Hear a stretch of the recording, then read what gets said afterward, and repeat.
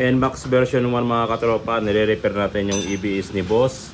Tapos dito naman sa kabila, yung sa gitna na yan, NMAX version 1 din. EBS din yung kanyang problema. At yung bandang huli, kila boss no? Yung mag-partner, NMAX version 1 din yan. EBS din yung kanilang problema. So ito mga katropa, inuna namin na i-repair. At ito yung kanyang EBS. Nag-jumper na lang tayo.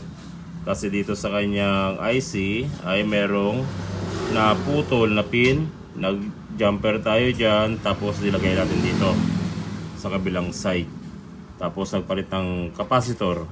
Kung sakaling may problema yung EBS yung mga katropa, nagre-repair kami dito sa John Allen Motorcycle Electrical Shop, Lingayen, Pangasinan.